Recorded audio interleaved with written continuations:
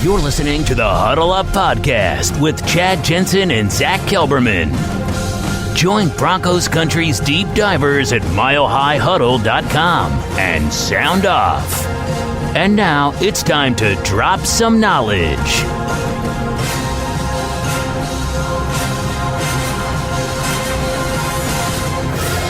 Okay, we are live. We're going to let the stream breathe. You all know the drill. Welcome in, everybody, to the Huddle Up Podcast, presented, as always, by Mile High Huddle, powered by Overtime Media. I'm your host, Chad Jensen. And with me tonight, filling in for a severely under the weather Zach Kelberman, is another one of my partners in crime at MHH, milehighhuddle.com, senior draft analyst, and one of the co-hosts that you all know well of Dove Valley Deep Divers, Eric Trickle. Eric, it's been as far as football news is concerned, it's kind of been a sleepy weekend, but without derailing our podcast on, political and civil rights and things like that, it's been a very tumultuous weekend for the United States. It really has been. And just being up in Alaska, it's not a big issue up here because that kind of stuff doesn't really happen up here. But I was really glad to see that there was some protests going on in Anchorage and everything like that, and that they were able to keep it civil, no rioting, no looting, stuff like that. And just everybody out there, just hope that they're staying safe. Yep. There's nothing to me more heartbreaking in a just situation in which a protest is justified, to see innocent people and, private businesses. Like there was that one story of the local firefighter in Minnesota who had saved up, an African-American as well, saved up his entire life savings to open up a business and ends up getting torched by rioters. When it jumps from a protest to a riot, that's when, which usually entails, destruction of property and whatnot and violence. And so hopefully it's like today, I was so just stoked to see Justin Simmons' message down there in Florida, his hometown, close to his hometown. They're about 5 miles away is a town called Stuart, Florida. And he and his wife went up there to participate in the march/protest that was taking place there. And he spoke as a famous guy from the town and whatnot. And he said, look, no violence, no violence. Let's keep it peaceful. We're so close to seeing some of the positive changes that we want to see socially. Violence is only going to prohibit that change from being effectuated. So no violence. And I just loved that message. And it made me so much more, even more so stoked that the Broncos are trying to get him locked up long term. Yeah, he's such a good person on the field as a player and off the field as just a person. He does so much for the Denver community as well. And seeing him do this, stepping out and really taking kind of a leadership role of saying, hey, let's keep the peace here. Is our violence just begets violence? We can't do that. We got to stop that to really bring change around. Listening to him and what he said actually nearly had me in tears because what he said was true. Yep. And it's just good that Denver has a guy like that on their team. Amen. Yep. And what a leader, what an example for the young guys coming up in the 2020 rookie class. So, there's a reason the Broncos are in love with Justin Simmons, and it's not just because of what he does on the field, but the example he sets and the impact he makes off of it. But guys, tonight what we wanted to talk about, turning the page, because, this is a football podcast. This is not a podcast that's talking about the, politics and whatnot. We're here to analyze your Denver Broncos. And there was one interesting piece of news that came out just on the doorstep of the weekend as it relates to Jake Butt, who kind of broke his silence on the overall state of that knee. We're going to get to that depending on how much time we have and what's on y'all's mind tonight. We'll maybe get to some other topics here. But first, I just want to welcome in everybody who's been hanging out in the room. It's good to see Buona Beast as always. We got the Ginger Ninja. We got Dennis and Robert and Tommy, John, the Von Miller Express 58. Welcome in, everybody. It's good to have you in the stream, and thank you for joining us. Gary, you as well, my friend. Couple of quick matters of business, and then we're going to dive into the meat and potatoes of tonight's pod. And for those of you, you're going to ask, I'm sure, hopefully Zach's feeling well enough to be back in the saddle tomorrow night. He's never missed more than one podcast I can even think of. I think once when he was really sick, I've probably missed one when I'm really sick or traveling or something, but I fully expect him to be back in the saddle tomorrow. Make sure you're following the podcast on Twitter at Huddle Up Pod. That plugs you into Huddle Up. That plugs you into all of the MHH podcasts because the Huddle Up account is retweeting every podcast main account here under the MHH umbrella. So follow at Huddle Up Pod. And then while you're at it, you're also going to want to follow at Mile High Huddle for breaking Broncos news and analysis as it's happening in real time. And gang, if you're in a position, check out huddleuppod.com and get your swag on. Get yourself one of these hats. Get yourself a Mile High Huddle State of Being hoodie. There's mugs. There's the face mask, which still to this day is a bestseller. And by the way, those things are moving now in terms of, we talked about there being kind of a delay because of the word that shall go unnamed. That seems to kind of be in the rear view. Orders are getting processed and shipped out much quicker, pretty dang close back to normal. So for whatever that's worth. But guys, if you're in a position to check that out, it's another way to support what we're doing here at MHH. Also, there's Dove Valley Deep Divers merch. If you're a fan of the DVD pod, a little bit of merch for every podcast under the MHH umbrella. So check that out if you're in a position. And if not, the one simple thing each and every one of you can do is make sure you subscribe, especially if you're on YouTube, like this video. And if you love what we're doing for you here at MHH, share it out. Those three simple things are a great organic way that you can help support what we're doing here. This is the Overtime Podcast Network. All right, Eric, let me get to Jake Butt had himself a little sit down with Ryan O'Halloran of the Denver Post, and I want to get to that. But first, I got to set the stage just really quick for our listeners. The last time we saw hide nor hair of Mr. Jake Butt was in the dress rehearsal game, the third preseason game last summer. And it was the only time in the 2019 calendar year for football that we actually got to see Butt, because if fans can remember, he basically redshirted his rookie year in 2017 as a fifth-round pick. And the Broncos knew that when they drafted him because he had just torn his ACL in Michigan's bowl game just a few months before they picked him. 2018, everything's looking good. He's rehabbed. He's back. They kind of slow roll him in training camp and then build up steam throughout the preseason. And he's on the 53-man roster to open the season. Things are looking good. Appears in week 1, week 2, week 3. And then in between week 3 and week 4 during a practice, he suffers a re-aggravation to that knee, done for the season. And that was really the last injury that he had. And it was almost 18 months ago. And last year when he appeared in that third game, he thought everything was good. He was really excited after that third preseason game. He thought he was back in the saddle. Woke up the next morning, Eric, stiff, pain, swelling, didn't know what was going on. So the Broncos played it safe, did a scope on his knee to clean up anything, and just said, let's live to fight another day. Well, here we are, Eric, in that other day, if you will. It is 2020. He's heading into a contract year, and it's really make or break. Here's what he told Ryan O'Halloran of the Denver Post in terms of an update on that knee. Quote, "My knee is good. I'm doing everything, running and lifting. This offseason has been a little bit weird for everybody, having to bounce around and train anywhere you can, but I've still been getting good work in. I feel good about things and excited about playing ball again."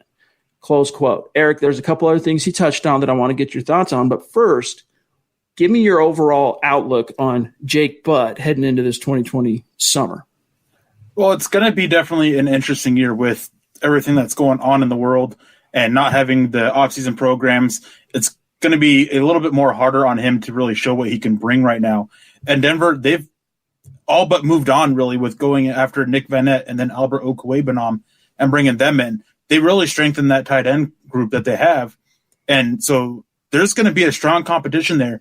And can Jake Butt really make himself known in that group? That's what we're going to have to see here. And he just doesn't have the time to really do it without just blowing everybody away. I mean, when Denver drafted him, he was a guy that he was there in the 5th round because of that knee injury that many felt he had second, third round talent. He still does, but he's just got to stay out there on that field. And one good thing that is for him, though, is the tight end room for the Broncos is just really filled with solid players. Like nobody really exceptional at the moment. So that is something that's benefiting Drew Lock or Jake Butt with this and just potentially help him make this roster. Absolutely true. And this is something that we kind of touched on right before we hit the old go live button tonight, is that he's being dismissed, and he is dismissed because it's kind of one of those, fool me once, shame on you, fool me twice, shame on me things where people don't want to get their hopes up, right? They figure, well, that injury he suffered in 2018 in between week 3 and week 4, the last ACL tear that he actually had, was his third injury to that knee in his football career and second within about an 18-month period.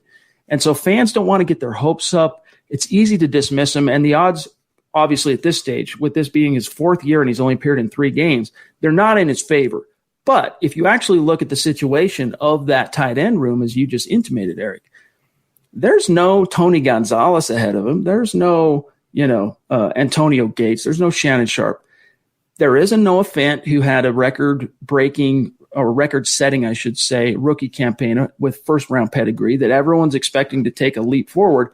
But it's not like Fant himself had some kind of Pro Bowl campaign in 2019. He's going to be given the benefit of the doubt and every opportunity to succeed and be the number one because of his draft pedigree and what he produced as a rookie. But if you look beyond Fant, as you said, Nick Van they just paid him a 2-year deal. Good chance he's going to stick regardless of what happens with Butt. Jeff Hireman kind of on the bubble in terms of, if he fails to really rise to the occasion, the Broncos probably just cut bait and save $4.5 million or whatever it is. And then a litany of former draft picks and guys that they need answers on, whether that's Troy Fumagalli, Jake Butt himself, Austin Fort bouncing back from an ACL, and then, of course, Andrew Beck. So he has an opportunity here, Eric, if he can stay healthy, to at least fight his way onto this roster. Obviously, the Broncos, they have been extremely and exceedingly patient. So they want him to be on this roster. Yeah. If he stays healthy, he's on the roster. You think I'm wrong? It really comes down to how many they end up keeping. I really think that they don't keep more than 3.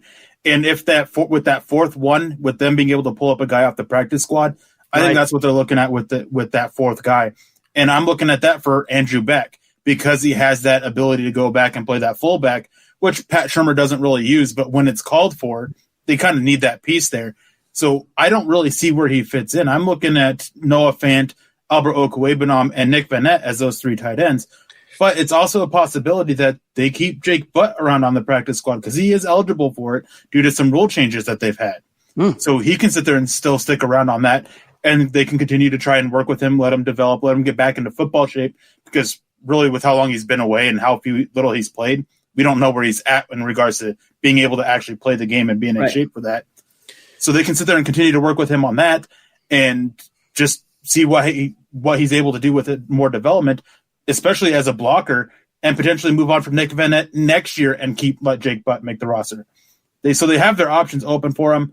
I have a hard time seeing him make the roster this year. They definitely want him to step up and just show what he can do, show that potential that they saw when they drafted him, despite the knee injury. And it's there, just going to need a lot of work to get there. Nikhil jumping in with a super chat. We really appreciate that. And apologies if I mispronounced your name, but thank you for the support. We do appreciate you.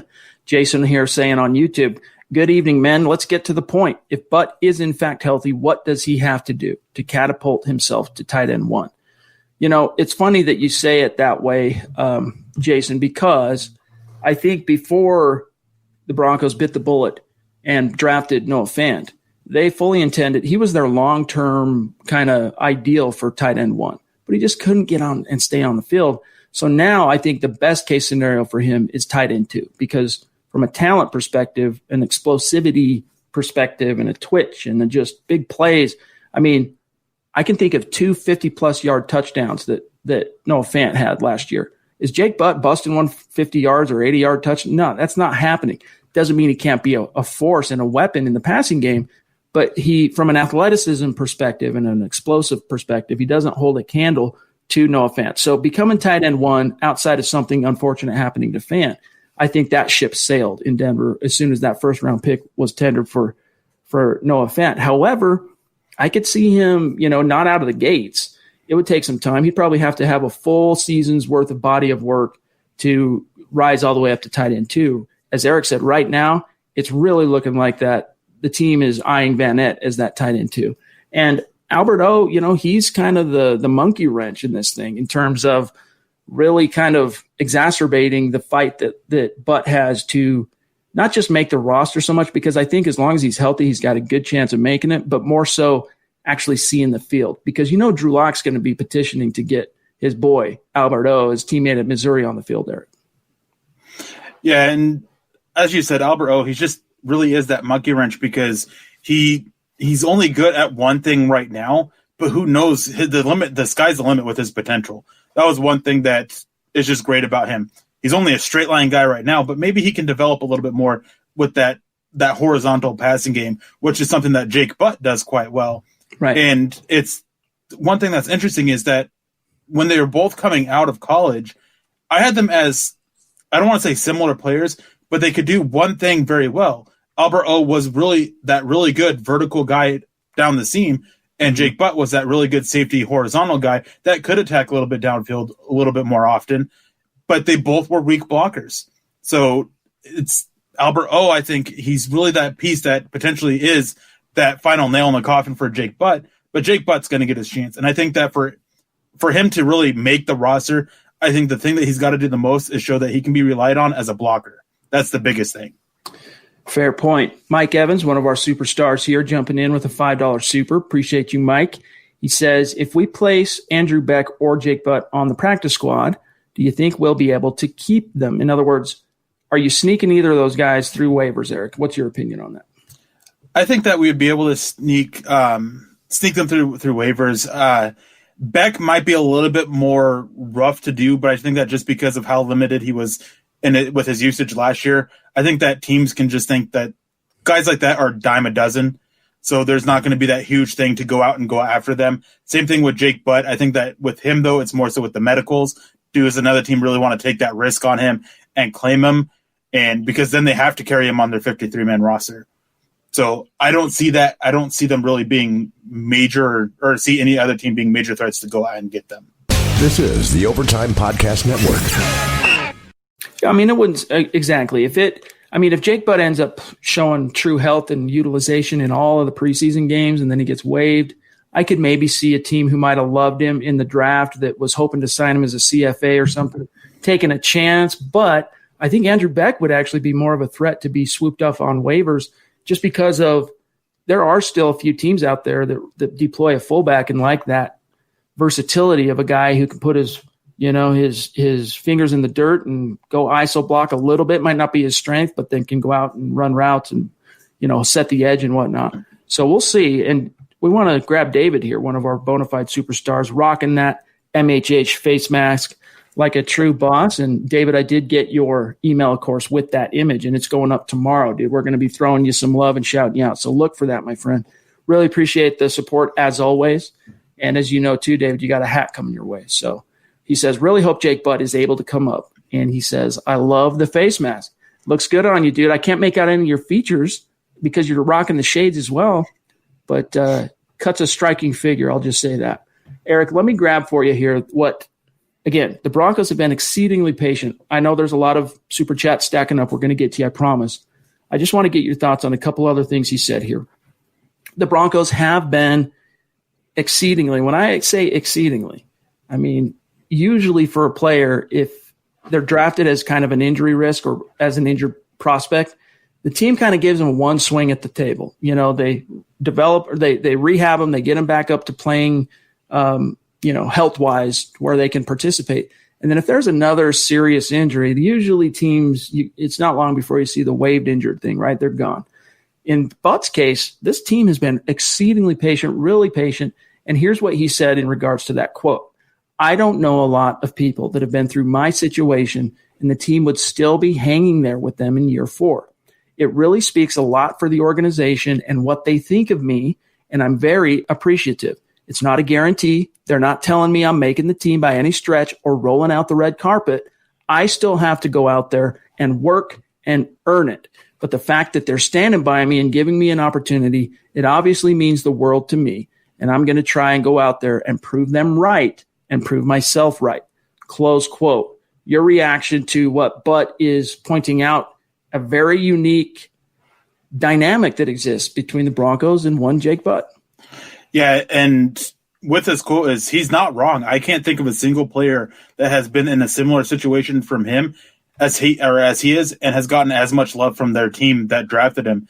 I mean, guys that I can think of off the top of my head that were drafted with major injury concerns was that running back for San Francisco, Lattimore, but he ended up being out there after a while. Denver drafted a center from out of Baylor back in 2012, I think it was, and he was dealing with some injuries, and they cut bait with him. Only guy that maybe was can't think of his name, but with the Broncos, last name was Smith. He's a pass rusher, and Western Kentucky, Quanterix. And but at least with him, he was able to see the field a little bit before the injuries really started to take their toll. True. So it just doesn't happen. So again, it goes back to what I said earlier, as they clearly see that he still has potential. They want to see him reach that potential, and they want it to be with them. They don't want that pick to go to a waste. Good point, my friend. Let's grab It's Lars, CHF, jumping in with a $5 super. Really appreciate you, Lars. He says, hey, guys, first time making the live stream. Really excited since I am a long-time listener. Very cool, Lars. It's good to have you in the stream, my friend.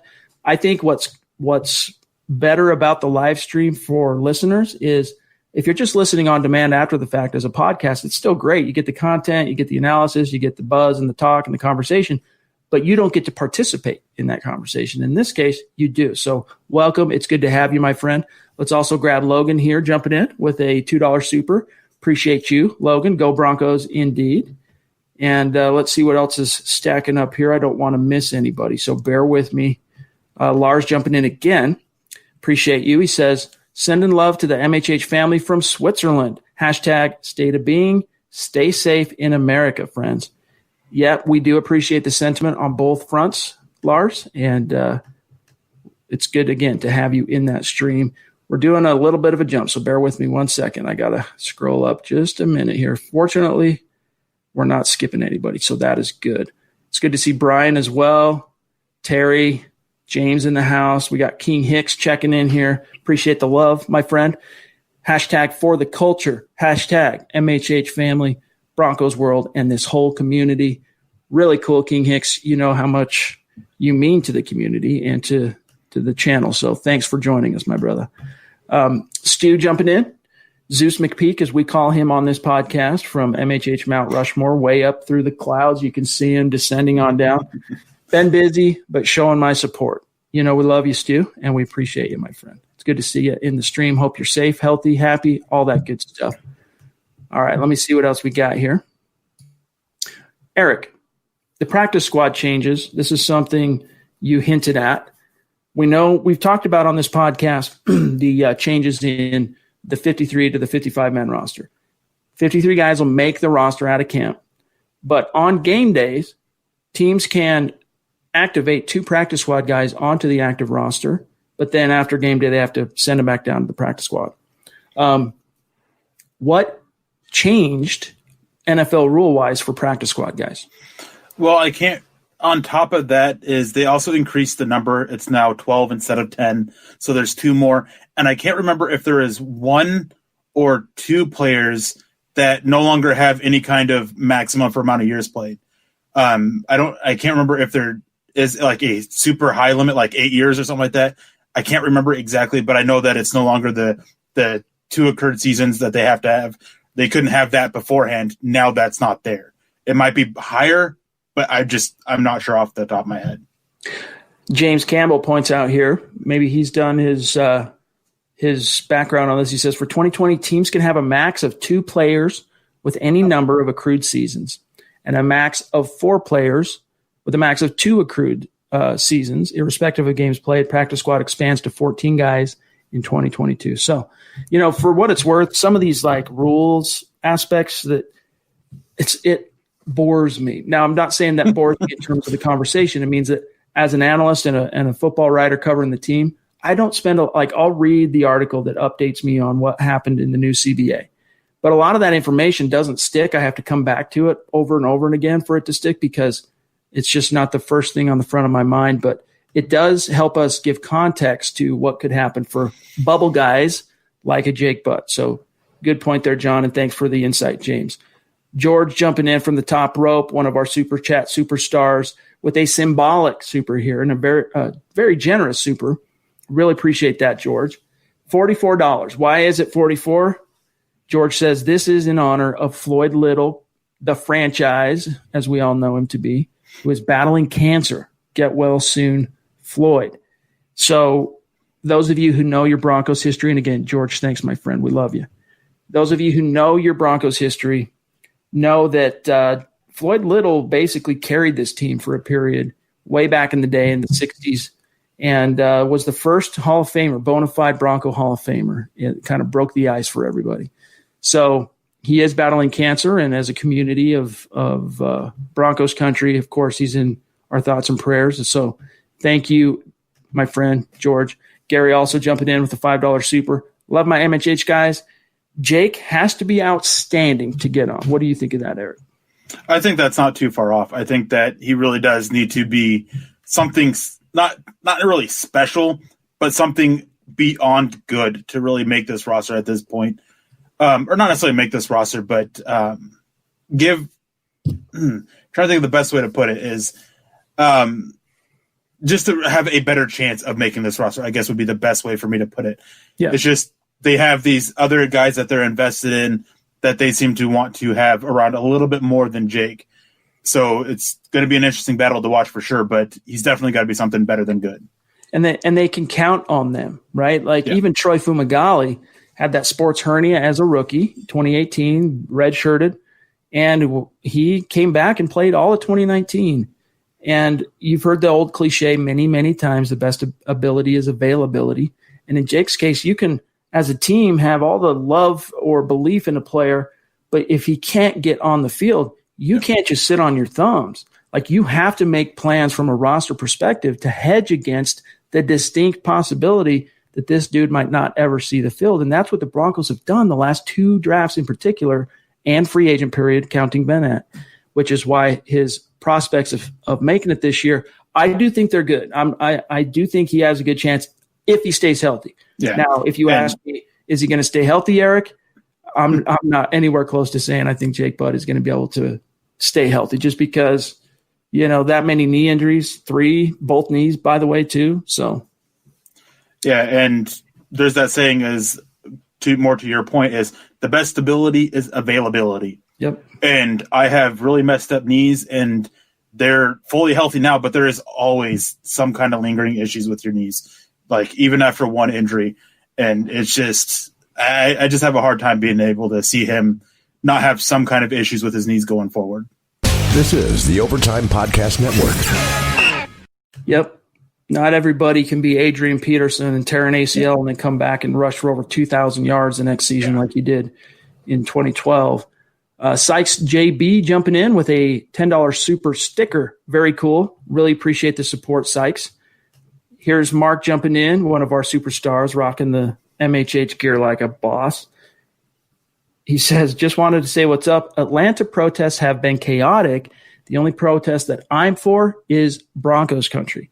Hashtag Huddle Up Podcast, the best pod. Really appreciate that, Mark, and hope everyone's staying safe in your neck of the woods. It's, not to derail the pod, but it is a very unsettling feeling to have 23 American cities burning right now in one form or another. And I don't say that, I don't use hyperbole in that sense. They really are. Like, these riots have been very scary. And let's just hope, my hope, Eric, is on that front, that a lot of times you see these riots break out over a weekend, and then Monday rolls around, people got jobs, they got lives to get back to, and then it kind of calms down. So I'm hoping that's what happens in this case. And we'll see if it happens. We'll see if that's how it shakes out. But let me just scroll on down here and see what else is on everybody's mind. KP in the house down in Florida. Hope you're doing well, my friends. Good to see you. Christy showing some love. Really appreciate that. The queen of MHH, as we call her on this podcast, who will also be joining us here very soon. It might be this week, might be next week. I think the last podcast on Thursday night, the numbers were being misread. We weren't 7 new subscribers away from 7K. In fact, as it stands right now, I'll tell you exactly how many subs we are away from 7K, and then we're going to have ourselves a little shindig, unique podcast to celebrate 7K, because as we know, the number 7 has a special significance in Broncos country. We are right now sitting at 6,984. So we're 16 new subscribers away.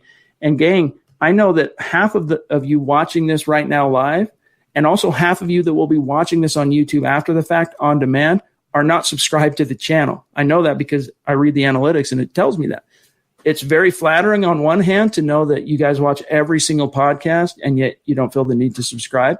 On the other, if you knew how much you could help us by subscribing, maybe you would. So take care of that. And I think we can get to that 7K really quickly. And we plan on having Zach and I having Christy on to celebrate the crossing over of 7K. And that's going to spark a new element to our show where we're going to start bringing on some of our Super Chat superstars. So, Christy, thank you so much. You know we love you. And Terry also up in Canada. Proven as always, Broncos country is not a geographic location. It is a state of being. Saying Eric's Thai Rocks, hashtag state of being in Broncos world, baby. Amen to that. Guys, and just for what it's worth, if you guys don't want to only talk about tight ends tonight, we don't just have to talk about Jake Butt the whole night. If there's anything else on your mind, by all means, put it in the stream. Eric and I are happy to tackle it with you. Robert wants to know here, is there an under-the-table reason the Broncos are keeping Butt? Not an under-the-table reason. Eric, it's pretty straightforward. Yeah. Go ahead. Drop some knowledge. It's just the fact that they thought he could be a really good tight end in the NFL, and they just want to keep giving him that chance. Eventually, the knee injuries and the injuries he sustained are going to be more than enough. And I think that this year is going to be that year of either he makes it and he stands out or he's done. He's also got a really cool name for a pro football player. I mean, he probably got made fun of a lot as a child in elementary school. I mean, knowing what my elementary school was like, I'm sure he did. And all that, all the fiery darts he took because of his name, that pays off for him now that he's a pro player because it's just cool to be a pro football tight end and your last name is Butt. So hopefully it shakes out well for him. I'm still hopeful. Pobby jumping in, one of our superstars with a very generous super. Thank you, Pobby.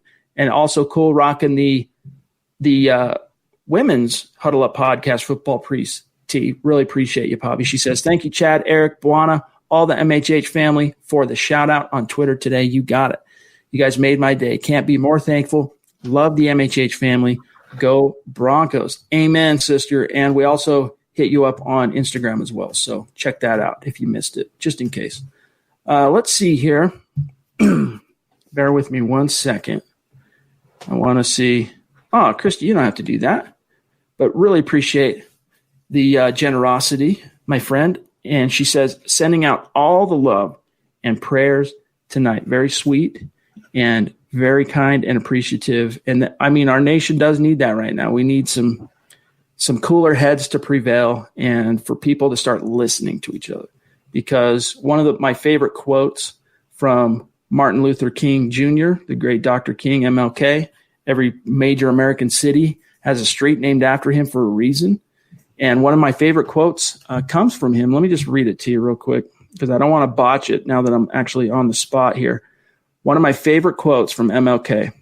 This kind of puts you in the right mindset, I think, to try and understand what at least these protests are about. And I think even some of the riots, you can try and put yourself in that headspace. This is Dr. Martin Luther King. Quote, a riot is the language of the unheard, close quote. So my message is, I'm not trying to make any kind of a political statement. All I'm saying is cooler heads prevail, and let's try and listen to each other, right? Let's try and listen to what people are trying to say. And I think there's some truth to what Dr. King said there. So, all right, let's get back to football here. Thank you again, Christy. We really appreciate that. Tyler pointing out here, I have an autographed Jake Butt football and jersey, and so I really want him to succeed in Denver. We want him to as well, just because, he is a talented player. It's just health. Mike wants to know, Eric, any word on Bryce Callahan's health? The last I heard, and then I want to serve this over to you, maybe you've heard something else, was, leading up to the draft before the word that shall go unnamed hit and everybody got stuck in their homes for 2 months, was that Vic Fangio saying the expectation is he's going to be there for OTAs, on the field, participating, practicing, good to go. When they got into his foot last fall after the Broncos finally bit the bullet and put him on IR and he had the actual surgery, that screw that he had from that last procedure in Chicago had broken off. And so they fixed that, straightened him out, and the expectation was he was going to be on the field in OTA. So I haven't heard anything new, but my expectation is he'll be on the field at training camp, even if they kind of have to drip feed him into the rotation initially. Yeah, I've heard something that's pretty much the same thing, is that he'll be out there, that he'll be starting the season as that, not the number 2, not the number 1, but actually the number 3 corner, kind of a more limited role, letting Michael Ojemudia compete for the number 2 spot opposite AJ Boye. But the one thing that often pops up when I have a conversation about him is how many games is he going to play? He's never played a full season. And I think that as a result of that, with his foot, with things I've heard, I'm not expecting him to play a full 16 this year. I hope that he can get to 12 games, which I think would be the right where we really want to see him at. Gary Smith jumping in with a question saying, me being from Nashville, Tennessee, everyone asked me, why do you like the Broncos? It's because I was a Broncos fan before we even had a team, right? Because Tennessee Titans used to be the Houston Oilers. After the drive back in 87, championship AFC title game in Cleveland, I was hooked. Broncos till death.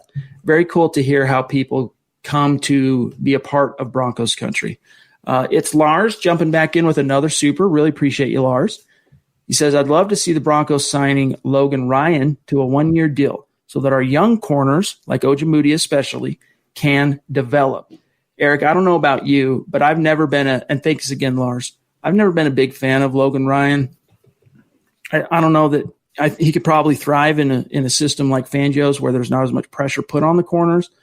But what are your thoughts on the Broncos even looking his way? Well, we saw that the New York Jets a couple weeks ago, they were expecting to sign him, and that has yet to be finalized. So He's still available, but he's a versatile defensive back. I guess that's a positive for him, but he's not a very good defensive back. A lot of people want to point out how many interceptions he had last year, which is great, but he allowed almost as many touchdowns and he allowed almost 1,000 yards receiving to whoever he was covering in just about every single statistical category for a cornerback, including the more advanced analytical statistics. He was bottom 3 or bottom 5 in every single one. Yards allowed per attempt, per target, or per completion per target, yards after the catch per reception. All these stats is that he was just at the bottom of it. I never got the hype involved around him outside of the versatility. Yeah. So, I hope he goes to the Jets because it might actually benefit Denver. Yeah, the Broncos draw the Jets on the schedule this year. Yeah. So I'm with you on that. Like, I know that he had a lot of missed tackles last year too, which is a big problem for Vic Fangio, as we know. But it's a name that a lot of fans know because it's, he was one of the, I would say in terms of national perspective, he's one of the top 5 corners in free agency this year. So fans heard a lot about him. People who watch a lot of football know a lot of course, about Ryan, but he's never really impressed me too much. Jungernaught jumping in with a $10 super. Appreciate you. He says, hey guys, glad to catch another live pod. I'm about 15 minutes behind, but just wanted to show some appreciation from up in Montana. # go Broncos. Very cool. We really appreciate you, my friend. Thanks for jumping in with us live. That's cool. This is a great point right here. Stony Neff, the Broncos would have moved away from Denver if not for Floyd Little, the one-man show. Let me see if I have it in here. Bear with me 1 second, gang. How y'all doing tonight? Y'all doing good? So I don't usually promote the work of my competition, okay? But a gentleman by the name of Andrew Mason wrote a really interesting book for those of you that might want to catch up or polish up your knowledge of Broncos history. Tales from the Sideline by Andrew Mason. It's a great read, as you can see here, a collection of the greatest Broncos stories ever told. And he doesn't skimp on the founding era of the Broncos, the AFL days. And so if you want to learn about Floyd Little, what he meant to the team, Frank Tripucka, that whole era of this team trying to get up and off the ground, I recommend finding that one on Amazon or wherever you can find it and giving it a read. So King Hicks jumping back in. Really appreciate you, bro. He says, I just want to shout out my brothers, Terry and Justin. You guys held me down when my super chat wasn't working. Got to send my love out. That's what makes this an MHH family and community. Keep it going and growing. Really cool. And it's been something to behold for us, Eric, just seeing the awesome relationships that are spawning out of the community. The Broncos bringing everybody together under the MHH, umbrella, if you will. It's just cool to see. It is. It's amazing what has come of Mile High Huddle, being there from the start, and just the community that's just been made out of this. It's amazing to see, being able to, and very humbling too, being able to reach people in Saudi Arabia and Switzerland, like it's Lars here in the chat, people in London, just all over the world, man. It's very humbling, and we love and appreciate all you guys. Yep. And we're trying to find ways we're considering different ways to try and reach our European friends and members of the community. And we got some balls in the air that we'll be probably talking about here in the near future. So keep an eye on that. I know where we schedule a live podcast. And the reason, guys, we don't schedule the live podcast in the middle of the day like a radio show or something is because most people, they're not home till after 5 p.m. local time. And so they can listen to a pod and participate and whatnot after 5. And so we keep it at 6, and it seems to work the best for local time, but that leaves some people out, right? Especially those who are in different parts of the world. So we're considering other options to maybe find ways to reach you guys, and we'll be talking about that in the near future. Mark Langley jumping back in. Appreciate you, Mark. He says, I'm a little butt hurt about Jake. I actually like the guy. My wife's a big Michigan Wolverines fan. Yeah, it sucks for him. He can't stay healthy. Hashtag Chad Gangsta. I am a gangsta, dude. That's absolute truth. Yeah, he was did your wife go to Michigan? I'm curious. Mark, was that her alma mater?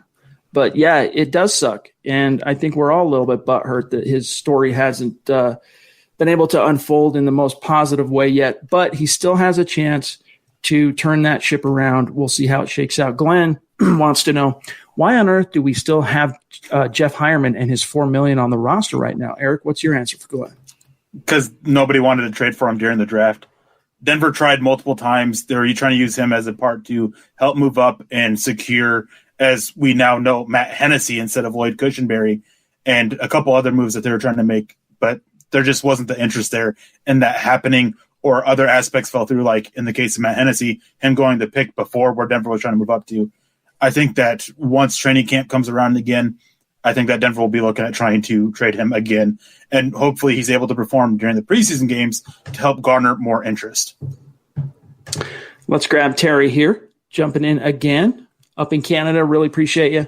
Chad, Eric, Horse, Clock, Lock, MHH World, rocks. Much love to you all. And same to you, my friend. And it's really cool to know that you're exposing the show to your friends and family and your girlfriend and stuff. That's what we love too, is guys, there are a lot of ways to bring people into the fold. We tell you to like, to share and whatnot, but just word of mouth, just telling people about the show is another way too, to get people into the fold and get them into the community where we can all enjoy their participation as well. Let's grab Lars here again. He says, I really hope the Broncos will have a London game in 2021 so I can finally go to a game in person. That was the biggest thing that was heartbreaking and tragic, Eric, because of the word that shall go unmentioned. The game that the Broncos had scheduled for the United Kingdom this year against the Atlanta Falcons had to get canceled and not canceled, but rescheduled to be a home game for the Falcons. So maybe next year. It won't be next year. I doubt. Well, who knows? Maybe they will actually just delay it and put them back in Europe next year. I don't know. We'll see. I think that's going to be something interesting to watch. All the implications from this, and with what's going on with not just the NFL, but all sports. Very interesting to watch it. And for me, at least. Mm-hmm. I just want them back, dude. I just want sports back on the field. And I think we're going to be getting it here really, really soon. Glenn jumping in. Appreciate that, super, my brother. He says, Zach is getting his teeth whitened right now in preparation for Christie's appearance. Hashtag state of being. No, I can confirm, Glenn, he is really under the weather. Trust me, dude. Zach is one of the most dedicated and hardworking cats I know in this business. And he doesn't miss a podcast unless there's unless he's basically just laid low, and that's what happened to him. So he'll be back hopefully tomorrow. Steven, one of our Super Chat superstars, jumping in. Really appreciate you, Steve. Good to see you. He says, just wanted to say hi. Appreciate that, Steven. And the support, of course, as always. EA Shalom pointing out if anyone's going to the Broncos game in Atlanta, he'd love to get a good group to support the Broncos. So we'll talk more about that type of stuff when we actually get closer to the season. So hopefully that happens soon. We'll have a chance to do that. Mark jumping back in to say, just wanted to say that Mr. Chad Jensen is a good man and what he does for us and what you do for your family. We're blessed to have you, bro. Hey, dude, you don't have to say that, but I do appreciate it, Mark, and appreciate you, my friend. That means a lot. Just a lot of outpouring tonight, not a lot of questions, just people showing love on Super Chat. King Hicks again jumping in because I missed 2 shows, hashtag showing love for the culture. It means a lot, you guys, seriously. You're going to make Eric and I get all weepy and teary over here, dude, so thank you. Robert wants to know, Eric, I'll let you tackle this one. Is there a cornerback available who doesn't get burned on a regular basis?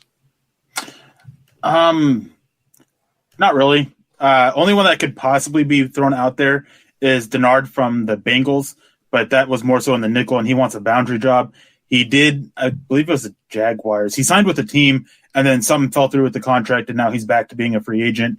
Well, he was going to sign with the team, but because of everything that's going on, contract wasn't official. Something fell through, and now he's back available anyways. He's the only one really that comes to mind as a guy who doesn't get burned often. There are a few times where he has, but every corner gets burned every now and then, unless you are one of those like elite guys, and there's just not that many. Yeah.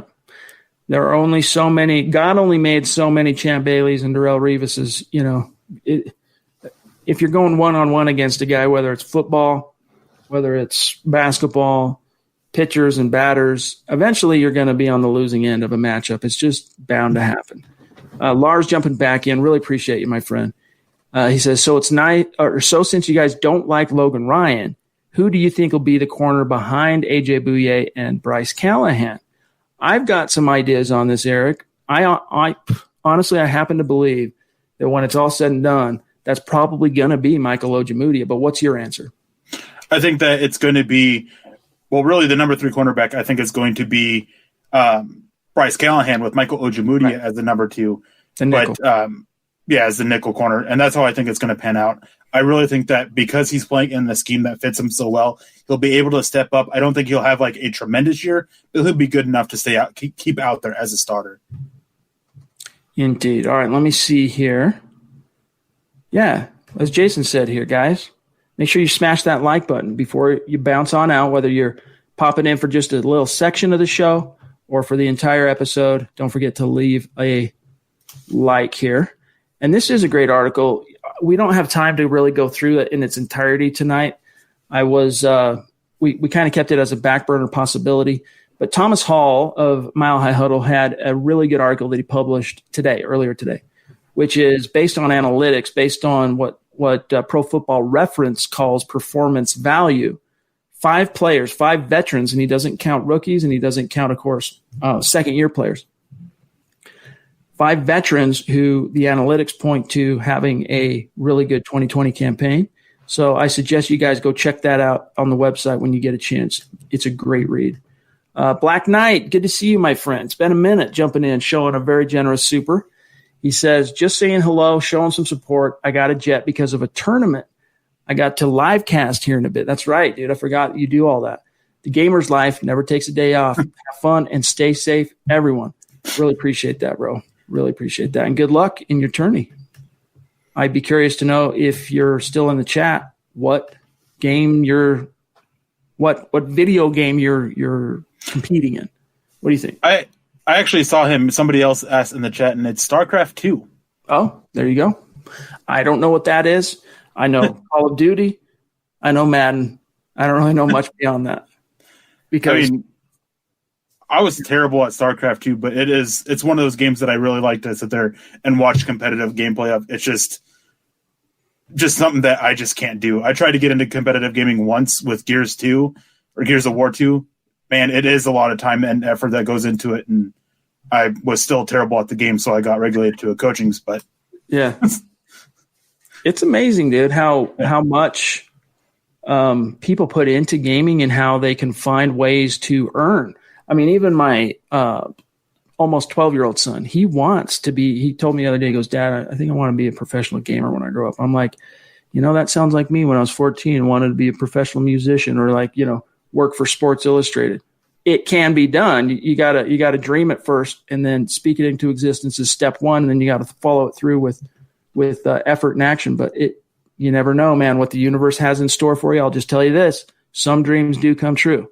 King Hicks jumping back in, dude. Thanks so much, King Hicks. We appreciate you. He says this one is just because # smash the like button, subscribe, Broncos World. Appreciate that, bro. All right, we're at 49 minutes.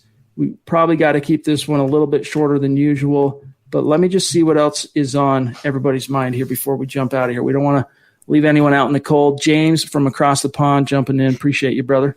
He says, sending much love to Broncos World. Chad, please get the the Saturday pod going. Lance, let the cat out of the bag. Also, I just bought that book. Oh, you bought the cool. Yeah, it's worth it. I mean, it's not going to blow your mind, but it gives you the background history on the Broncos, starting from the beginning, baby. And Mason is a meticulous researcher. No detail is boring to him. So he goes through it all, and I think you'll enjoy that. So, yeah, we're considering options right now for our European listeners, and we'll see how it shakes out in the very, very near future. Man, we've got quite a few supers that have stacked up. So let me jump to them here. Lars, appreciate you again, my friend. He says it's 3 a.m. for me right now, so sadly I can't make the live pods till early July, but I'll make sure to watch it later on YouTube. Of course, I'll like the video to support you guys. Very cool, Lars. Every little bit counts, and we're never going to ask anybody to donate. We're never going to ask you to super chat. Easy things to do to support. Just listening after the fact on demand and liking those videos, sharing them out. Those are simple things that any one of our awesome community can do at any given point in time. DJ, yeah, I see what you're saying there, bro, but I really don't want to go down that road in this conversation right now, bro. Let's see here. Lars again, dude. What do you guys think about the idea of all the players being mic'd up during a game? Deshaun Jackson came out and thought it would be a good idea. So kind of speaking to, what was it? The XFL had some cooler dynamics in terms of their production where a kicker would just, make the game-winning kick or miss the kick to end the second quarter or whatever. And literally as soon as they're off the field, they are being interviewed on TV. And so you get the immediate raw reaction as it's – that's cool, but how much of that, Eric, would you really want to see guys being mic'd up and the whole – I mean, do you really want the entire curtain coming down and or do you want there to be some, mystery to the game? This is one that during the XFL, what little bit I watched of it, I was going really back and forth on as awesome as it would be to have all that stuff right there. I think that they would have to sit there and be very careful with what it is because on the sidelines in games as loud as NFL games can be, often you can hear coaches sitting there yelling at players and stuff like that, talking about scheme stuff or how to attack or how to stop players. So you just got to be really careful with that kind of stuff because you don't want information that would take away from the competitiveness of the game get out there. So it'd be something that would be interesting if they could figure out a way that would work with the NFL level because XFL, quite frankly, isn't nowhere near as big. I mean, we all know that. So it's just a huge difference there that if they can figure out those ways to handle that, I'd be all for it. But that's exactly why it's never going to happen because, I mean, uber competitive, they go to insane lengths to protect state secrets, these teams. And, the stakes are a lot higher, let's face it, for an NFL franchise than for the XFL. Very loosey-goosey, very trying to do new things to appeal to viewers that's different than the NFL to kind of give them any kind of a leg up in terms of capturing some of that market share. So that's some of the ways the XFL tried to make itself different, set itself apart to appeal to football fans who maybe were not that interested in what they might have perceived to be a inferior pro league at the NFL level. They had to kind of get creative. And even though I don't think those were by any stretch inferior athletes in terms of the league and the stakes, I mean, these NFL teams are worth billions of dollars. What is the XFL doesn't even exist anymore. They closed it down because of the word that shall go unnamed. John, really appreciate that super, my friend. Very cool. And this is a good question, Brian. Eric, where's your cap, dude? It's in the mail. It's in the mail. It's in the mail. Right. Should be here, I think, Tuesday or Wednesday. There you go. Our friend Dave D in California jumping in with a $5 super. Appreciate that, Dave. He says, as a Buckeye fan, the tight end from TTUN has to go. What's TTUN? What am I missing? I think he's talking about Michigan, but I don't know the TTUN. Hold on. Because if you're Buckeyes, you hate Michigan, TTUN. Yeah. What am I missing? Zach's really good at interpreting things like this that go over my head. JK, hope he's healthy and produce. Bottom line is Dave wants him to produce, and TTN produces. I don't know. Thanks, though, Dave. We appreciate you. You can clarify in the chat and at least satisfy our curiosity on that. I'm not sure what that means. Jake jumping in with a $10 super. Really supporting the channel. Appreciate you, Jake. He says, I got tickets for the Falcons game. How do you guys see that game going? Also, can we ask Christy questions when you guys are live? Yeah. We'll have a very similar format, and she'll just be in the stream. It'll be fun. The Falcons game. And by the way, Jake, are you in Georgia as well? Because there are a lot. I've learned through this community just catching fire. There are a lot of Broncos fans in Georgia for what it's worth. But how do you see? I know you just did the video on the Atlanta Falcons game not too long ago, Eric. How do you see that throwdown? Broncos traveling to the East Coast, take on the Falcons. I think if Drew Lock can be cautious of Keanu Neal and Deion Jones, again, that coverage group that they have there, I think that they would be able to put points on the board. I just want to see if the Broncos defense can stop that offense of the Falcons, because they are loaded with talent and weapons. And the best way to slow them down is to get after Matt Ryan. Well said. I think the Broncos have a really good chance of coming out with a W on that game, even though it is East Coast. But don't take it for granted, because you got a veteran quarterback, you got a defensive-minded coach that could throw some unique things at a young quarterback. So don't take that one for granted. And Nad Ludlow jumping in. Appreciate that, super, my friend. And your consistency, man. Each and every podcast, you're chipping in, you're throwing down, and we appreciate you. All right, let's see, guys. We got to get out of here really soon. Appreciate that, Lars says, jumping back in. Sending my final love to the MHH family from Switzerland. I'll see y'all again in July. We look forward to it. It's been good having you in the stream, my friend. We'll talk to you then. All right. I got to get rid of this dude. Michael Wilbanks. Sorry, bro. You're gonzo. See ya. We don't need any of that in our chat stream. All right. Sorry for that, guys. You know, we can't control that, but once we do see it, we got to get that out of here. All right. Gary wants to know who will be our backup QB to the backup. Wait, who will be our backup QB to back up our backup? Well, I mean, if there is going to be a third one, it's probably going to be Brett Rippon. Don't you think, Eric? Yeah, I definitely think that is. I mean, it'll be interesting to see if Brett Rippon could take that step and beat out Jeff Driscoll for the number 2 spot. And if he does that, then I think Denver should just cut ties with Jeff Driscoll for compensatory pick reasons and a whole bunch of other stuff. But that's way more just down the road. We'll see what happens. But yeah, I think that the pecking order is Drew Lock, Jeff Driscoll, and then Brett Rippon. Terry Randall jumping in again. Appreciate you, Terry. He says, Broncos world, the time has come. Smash the like button. That's my verbiage. Smash the like button.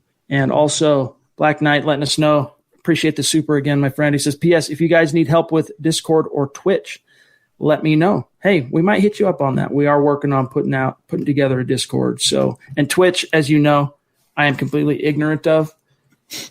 So yes, even though we stream every podcast on Twitch, I don't know how viable the platform is for a non-gaming football podcast, Broncos podcast. So maybe I'll eventually swing around and hit you up on that, my friend. All right, guys, let's grab one more question here, and then we're going to check out for tonight, and it'll come from Jason O'Neill on YouTube.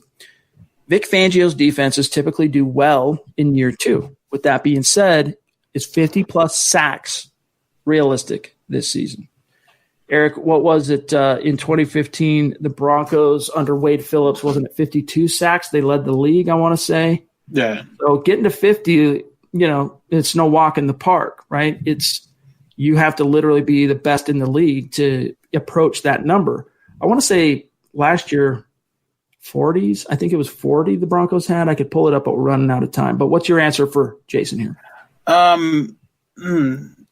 It's a tough one because there's really a lot that's going to go into that. Last year there were only 4 teams that got above 50 sacks. I was pulling it up. So it's not something that's very common to happen. And with the Broncos issues, or at least their concerns that I have with their secondary, it's going to be an even bigger issue. Bradley Chubb and his health, is Von Miller, is his decline going to end? Because 2019 was a bad year from him. No ifs, ands, or buts about it. He just didn't perform up to expectations. And are these interior pass rushers, these young guys, McKelvin Ajim and Draymond Jones, are they going to step up? Is Joel Casey going to have a bounce back kind of year? There's just a lot of questions for it. I don't want to say that it's realistic, but if it happens, I wouldn't be shocked. And it'd be obviously great if it does happen for the Broncos. Honestly, for me, the answer to this question is completely contingent on, does Von Miller bounce back after a less than stellar first year in Fangio's scheme? And does Bradley Chubb return to the same form or even better than where he was when he went down in week 4 last year? If those two guys play up to their potential in Fangio's second year in Denver, then I don't think, sky's the limit, because as you talk about often, Eric, in your writings, it's a what's the word? It's escaping me right now, but it goes, they're dependent on each other, the inside and the outside rush. And if the outside rush is demanding additional attention, that frees up the inside guys to wreak havoc and get more one-on-one opportunities to get after the quarterback. So symbiotic, that's the word I was looking for. So anyway, we'll see. If those two guys bounce back, it could be a great year for the Broncos pass rush. But I do happen to, even though there have been some changes, I do think if you look at the history of Fangio's scheme, let's just look at his last 2 stops, progressively got better. In Chicago, it took a little bit longer to turn that ship around, because when he joined John Fox there as the defensive coordinator in 2015, man, those shelves were bare, and they had to literally rebuild and put the right pieces in place, and it took time. And when they finally had all those pieces in place, you guys saw what happened. They rocketed into the stratosphere in 2018 with the number 1 defense, and the Bears were competitive again, and they won their division, and they made it to the playoffs and lost to the Eagles. But nevertheless, that's what could be in store similarly for the Denver Broncos. But guys, we got to get out of here for tonight. And Black Knight, I'll hit you up, dude. I'll check in with you. I see what you're saying there. But gang, we got to get out of here for tonight. Make sure you're following the podcast on Twitter at HuddleUpPod. You can find Eric here on Twitter at Eric Trickle. Mind the K in Eric. Myself at Chad and Jensen. And Eric, dude, thanks for taking the time on short notice to show up and talk Broncos football with me and our awesome audience here tonight. Yeah, it was a blast. And we didn't talk that much about football. It was just hearing all your guys' love and support and all that stuff like that, which again, we just appreciate so much. And it was a joy being here. It always is. Always is. Just sitting here and just chatting with you guys, all of you. You guys are awesome. Thank you all for your support.